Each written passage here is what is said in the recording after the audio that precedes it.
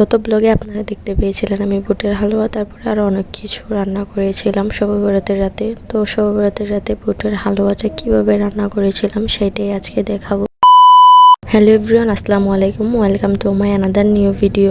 এখানে বুটের হালুয়াটা রান্না করার জন্য আমি হাফ কাপ পরিমাণের দুধ নিয়ে নিয়েছি আর ডালটা ছোলা বুটের ডাল নিয়েছি। ডালটা আমি প্রথমে সেদ্ধ করার জন্য ভিজিয়ে রেখেছিলাম, তারপরে সেদ্ধ করার জন্য আমি এখানে দারচিনি, এলাচ আর সামান্য পরিমাণের একটু পানি দিয়ে আমি ডালটা সেদ্ধ করে নিয়েছি। এখানে ডালটা সেদ্ধ হয়ে গেলে তারপর আমি ডালটা ব্লেন্ডার করে নিব, ভালোভাবে মিক্সার করে নিতে হবে। যত ভালো মিক্সার হবে তত গার্নিশিং ফিনিশিংটা একটু ভালো আসবে। তো আমি মিক্সার করার সময় আরো এক্সট্রা কাঁচা দুধ ইউজ করেছিলাম কারণ আমার ব্যাটারটা একটু ঘন হয়ে গিয়েছিল।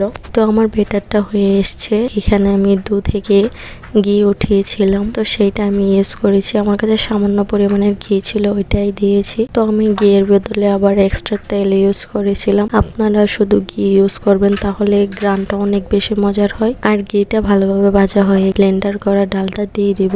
তো ডালটা দেওয়ার পরে আপনাকে সবসময় নাড়াচাড়ার মধ্যে রাখতে হবে ডালের ব্যাটারটা, কারণ হালুয়ার মজাটাই আসে আপনি যত বেশি একটু ডালটাকে নাড়াচাড়া করতে পারবেন তত বেশি মজার হয়। ডালটা যখন হালকা লাল লাল হয়ে আসবে তখন আমাদের চিনিটা ইউজ করতে হবে। চিনিটা অবশ্যই পরিমাণ মতো দিতে হবে, বেশি মিষ্টি হলে কিন্তু আবার খাওয়া যায় না। আর আমার একটা ভুল হয়েছিল, আমি একটু এলাচের গুঁড়াটি একটু বেশি দিয়েছিলাম, তাই এলাচের ফ্লেভারটা একটু বেশি আসতেছিল। তো আপনারা সবকিছু পরিমাণ মতো দিবেন। তো এখানে চিনিটা দেওয়ার পরে পানি উঠে সামান্য পরিমাণে, তো এটা জ্বালাতে জ্বালাতে ঠিক হয়ে যায়। আর অবশ্যই নিচ দিয়ে ভালোভাবে নাড়াচাড়া করতে হবে। যদি নাড়াচাড়ার উপর না রাখা হয় এটা নিচ দিয়ে ব্যাটারটা লেগে যায় বা পড়ে যায়। চিনি থেকে ওঠা পানিটা যখন শুকিয়ে আসবে তখন আমি গুঁড়া দুধ ইউজ করে নিব। আপনারা চাইলে কন্ডেন্স মিল্কও ইউজ করতে পারেন। গুঁড়া দুধটা দেওয়ার পরেও ঠিক সেইভাবে অনবরত নেড়ে যেতে হবে, কারণ যত ভালো এটা নাড়াচাড়া করা হবে তত বেশি ফ্লেভারটা ভালো আসতো। আমার একটু চিনির পরিমাণটা একটু কম হয়েছিল, তাই আমি চিনিটা আবার এড করে দিয়েছি একটু।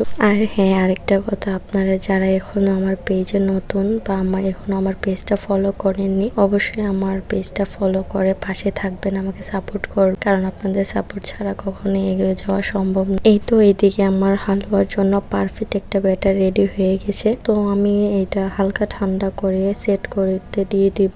বেশি ঠান্ডা করতে যাবেন না, কারণ বেশি ঠান্ডা হলে এটা বসে যাবে আর ভালোভাবে সেট হবে না। তো আমি বিভিন্ন সাইজের শেপের করে নিব। আমার কাছে কুকি কাটার ছিল, সেই কুকি কাটার দিয়ে আমি ভালোভাবে সুন্দর করে একটা সাইজ দিয়ে নিয়েছিলাম। তো আপনাদের কাছে কুকি কাটার না থাকলে এভাবে আপনারা একটা ছুরি বা কেচির সাহায্যে এভাবে কেটে নিতে পারবেন, শেপ দিয়ে নিতে পারবেন। তো আপনারা দেখতে পাচ্ছেন খুবই সুন্দর হয়েছে। ভালোভাবে সেট হয়ে যাওয়ার পরে আমি আলতো করে এগুলো উঠিয়ে নিয়েছিলাম, কারণ এটাতে বেশি প্রেসার পড়লে এটা ভেঙে যেতে পারে। আর আপনার গার্নিশিং করার সময় অবশ্যই বাদামটি ইউজ করবেন। আমার কাছে বাদাম ছিল না, তাই আমি দিতে পারিনি। তো এই তো রেডি হয়ে গেল আমার বুটের হালুয়া। তো সবাই ভালো থাকবেন, সুস্থ থাকবেন। আল্লাহ হাফিজ।